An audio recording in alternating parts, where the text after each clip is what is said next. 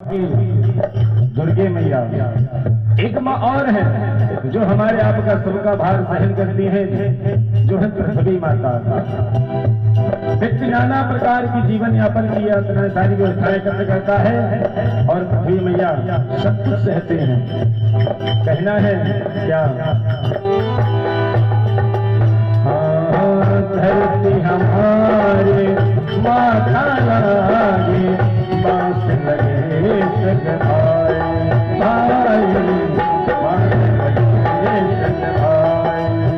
धरती हमारे माता लागे, बांस लगे। और कथन हमारे लागे प्रिया, कथन हमारे लागे प्रिया, संग सची हो जाए मरवा तोहरा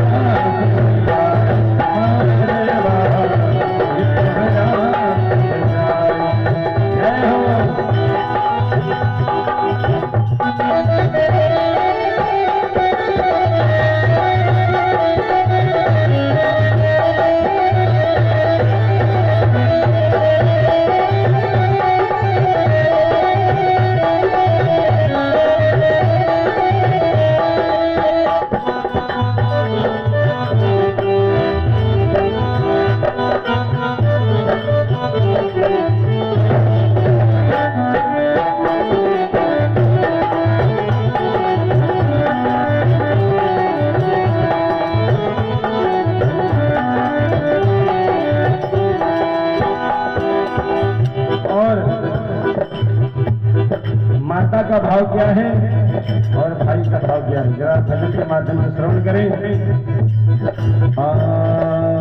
कितने दिन तक माता रोवे, कितने दिन तक भाई।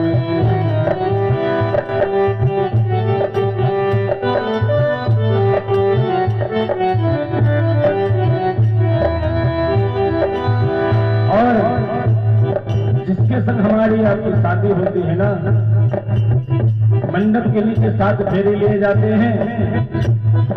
धर्म पत्नी जो अपने परिवार को छोड़ करके हमारे आपकी जिम्मेदारी पे हमारे आप घर आती है और हमारे परिवार का गृहिणी के रूप में संवारती है, सजाती है। क्योंकि घर में कितना भी धन परिपूर्ण हो, अगर कोई स्त्री नहीं है तो घर वो घर नहीं है, सोना सा लगता है। क्योंकि व्यक्ति बाहर से पैसे भी कमा के लाता है, घर की सामग्री लेके आता है, मगर उसको संजोने रखने का कार्य तो धर्म पत्नी ही करती है, गृहिणी ही करती है। आइए पत्नी जी का क्या भाव है। कितने दिन तक रोतिया, दिन तक रोतिया, संग सची हो जाए मरवा तोहरा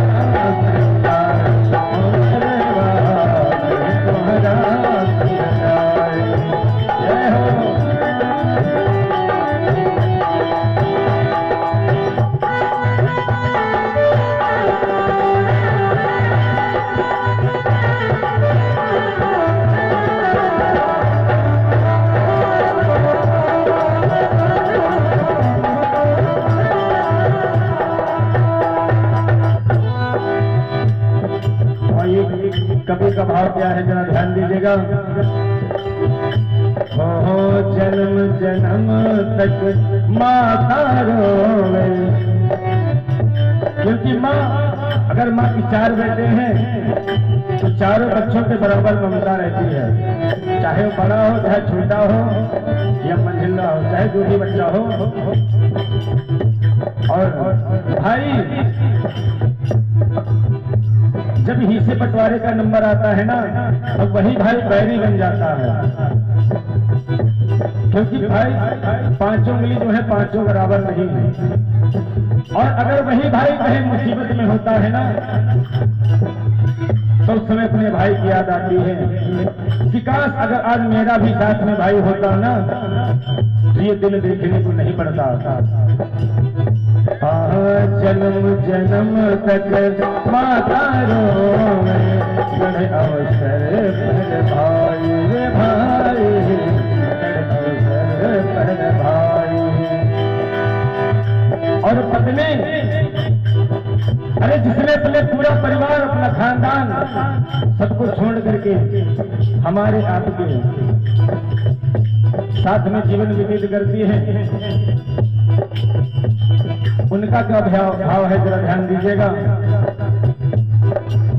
लट छिटका है तिरिया, लट छिटका है तिरिया, हंस की हो विदाई मरवा, ये तोहरा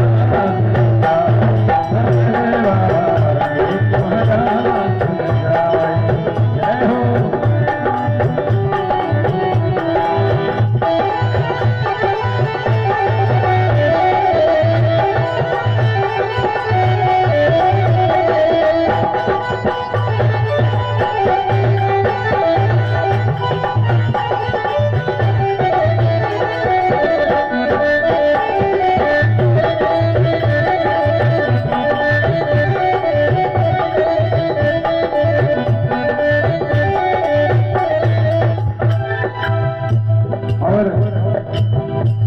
बड़ा ही सुंदर भाव, जब बच्चे का जब जन्म होता है ना, घर घर में खुशियां मनाई जाती हैं। कहते हैं कि आज भैया राम नरेश जी के घर में पुत्र की प्राप्ति हुई और लड्डू बज रहे हैं, ढोल नगाड़े बज रहे हैं। बड़ा ही सुंदर भाव है। आवत तेरिया सब क्यों जाने, घर में बजेला बधाई।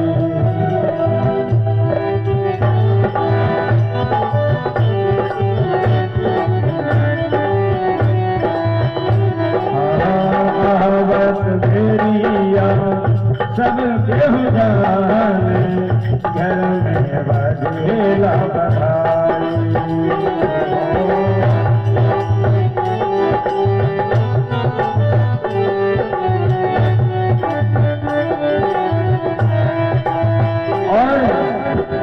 जाति के देविया केहू न जाने, जाति के देविया केहू न जाने, हंसी अकेला उड़ जाए हमारे बात, ये तो है